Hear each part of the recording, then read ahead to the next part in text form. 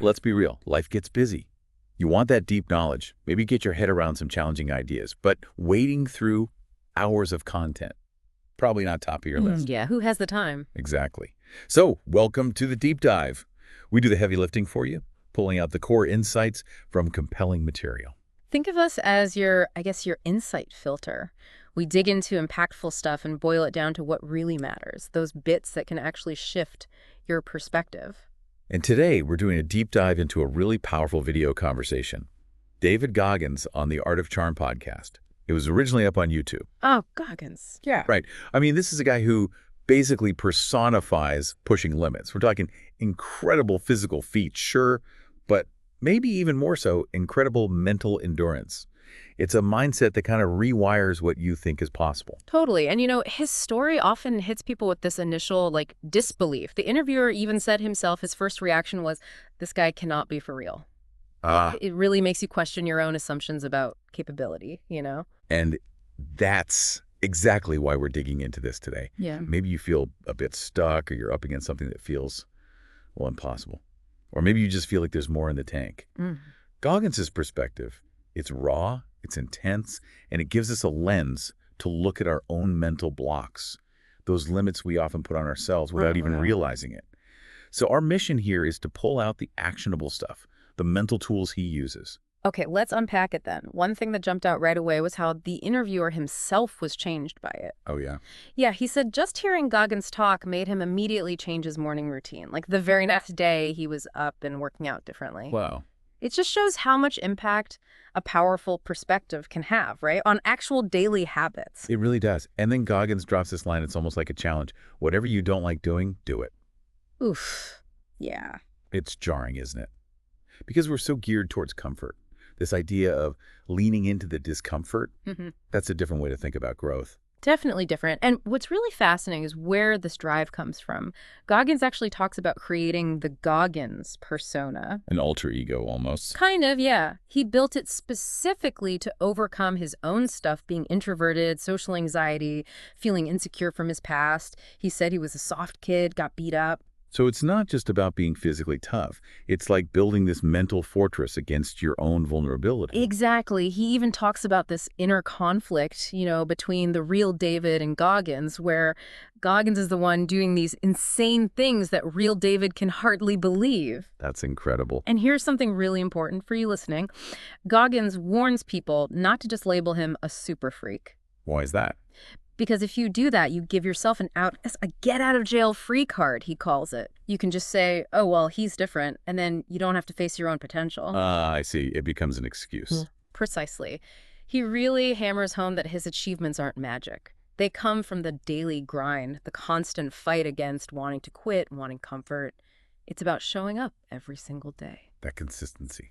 Okay, so where did this all start? What was the catalyst for this massive shift? Well, he talks about hitting rock bottom, basically. Early 20s, nearly 300 pounds, tough relationship, working a job he hated spraying for cockroaches. Wow, okay. That's a low point. Yeah, and it was there at that absolute low that he knew something had to change drastically. And his goal was Navy SEALs. That's a huge jump. Huge jump. And he got rejected multiple times because of his weight.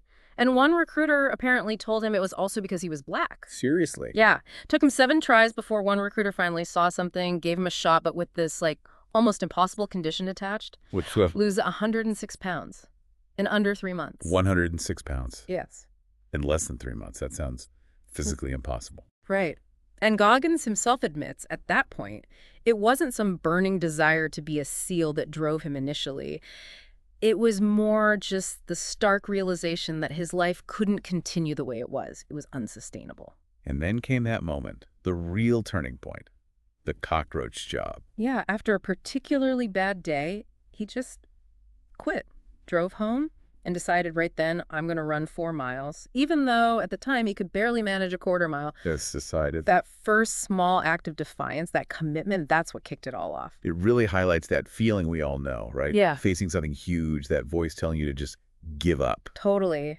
The interviewer points that so many people listening would recognize that feeling.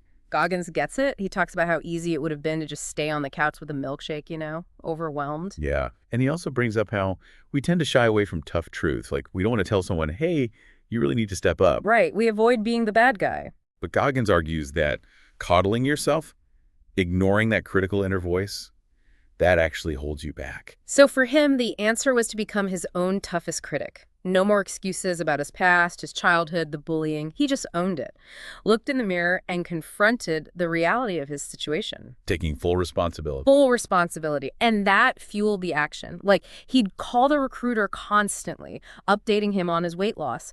Not for praise, but just to prove it to himself, maybe prove the doubters wrong. That sheer determination. And he says those 3 months of intense training, it was like a lifetime crammed into a short period.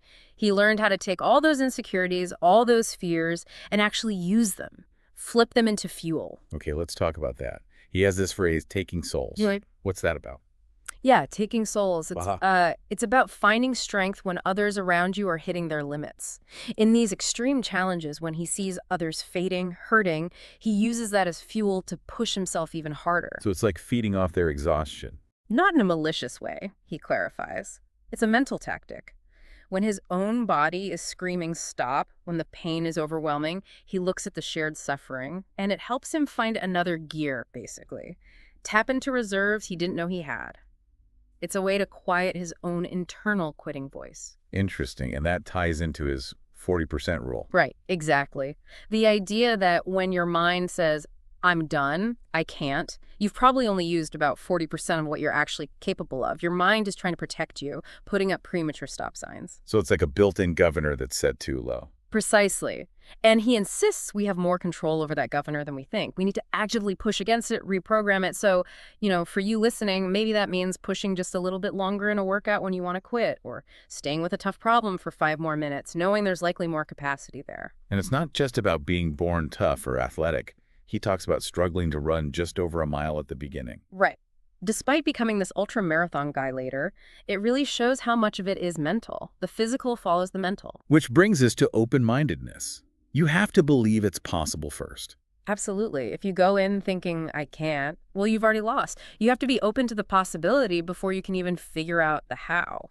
He also talks about needing a good relationship with your weaknesses, not hiding from the worst parts of yourself. Yeah, you have to acknowledge them, look them in the eye, and then work on them.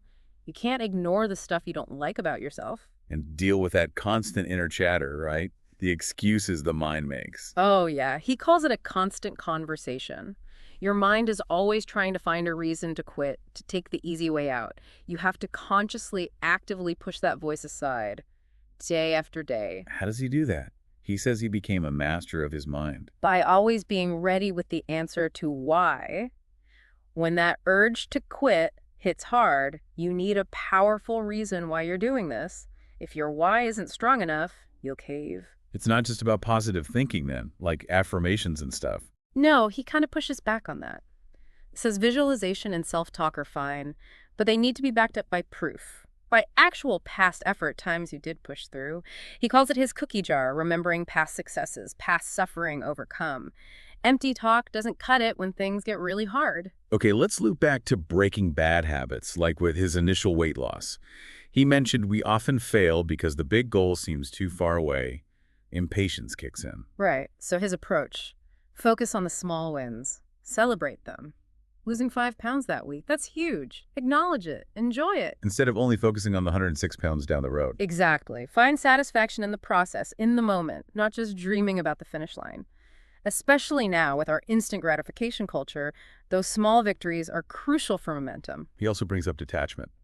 Stepping away from all the noise. Yeah, intentionally disconnecting. He thinks all our technology, constant connection, it actually stops us from really confronting ourselves, from hearing our own thoughts. So making time for solitude, introspection. Crucial, in his view. You need to deliberately shut off sometimes, spend time alone, really listen to what's going on inside. That's how you build that relationship with yourself, figure out what's holding you back. And it's an ongoing thing, isn't it? Not like you fix yourself once and you're done. No. Definitely not. He calls it an ongoing battle against the old self, the insecurities, the negative patterns. But he does say while those small wins were vital at the start, Eventually, the focus shifts. It becomes less about just surviving the moment and more about a larger purpose. And that purpose often involves others, Right.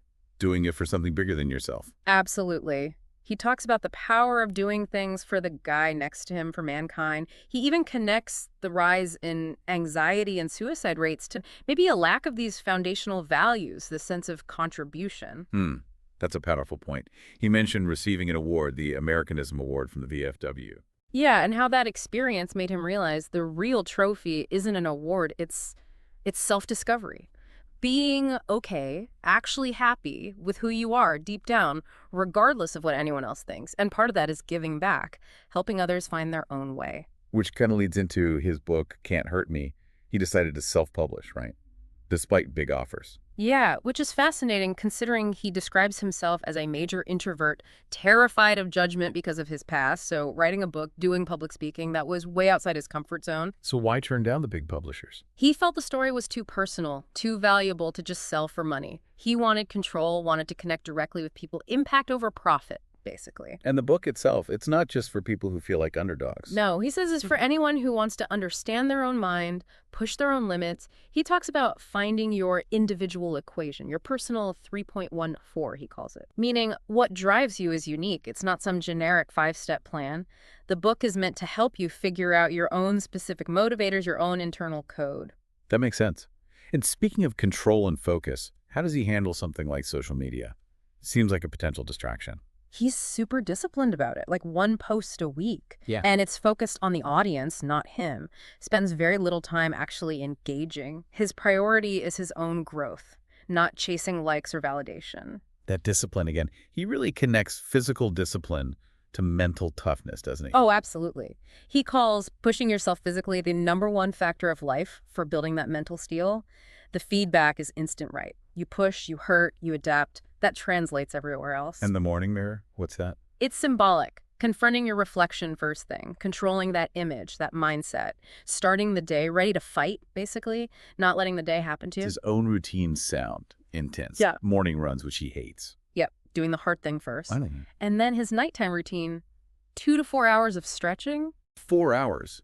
Seriously, why? He explains it came from years of chronic tightness, basically his body being stuck in fight or flight mode from all the stress. He says this deep stretching has been revolutionary for him physically, mentally, more blood flow, more energy. Wow, that's commitment. How does that level of intensity work in relationships? He mentions his fiance has a similar drive, similar ambition, so there's mutual understanding and support. They prioritize each other's goals. That seems key. What about dealing with people who don't understand, the doubters, maybe even family or friends? Yeah, that comes up. His take is that doubters often project their own fears and limitations onto you. Sometimes it's jealousy. But he believes that people who truly care will ultimately support you trying to better yourself. Makes sense. So looking ahead, what's his ultimate goal, his legacy? He wants to be remembered as one of the hardest men to walk the planet Earth. Hardest, meaning physically. Not just physical, hardest mentally. The ability to overcome anything. The physical stuff, the races, the SEAL training that was all just forging the mind, making it unbreakable to handle all of life's challenges. So what's his biggest challenge now? He actually says it's still pushing himself out of his comfort zone by sharing his story. Public speaking, dealing with people, given his history with stuttering and anxiety, that's still hard for him. Even after everything else? Yeah. Wow. And his coaching. Is he training others? He's selective. He only works with people who are truly ready to face the ugly stuff, the past trauma. He says just getting physically fit without fixing the mind, that just creates a bigger, stronger quitter. Real strength comes from sorting out the internal issues. That fits. He also mentioned meeting Jesse Itzler, the guy who hired him to live with him for a month. Yeah, Goggins was apparently pretty guarded at first, saw Itzler's life as maybe too comfortable. He drew a distinction between someone dipping their toe into hardship versus his own life, which is built around this continuous routine of suffering for growth. That idea of needing constant friction. Exactly. He believes that friction, those obstacles, they're essential. No friction, no growth.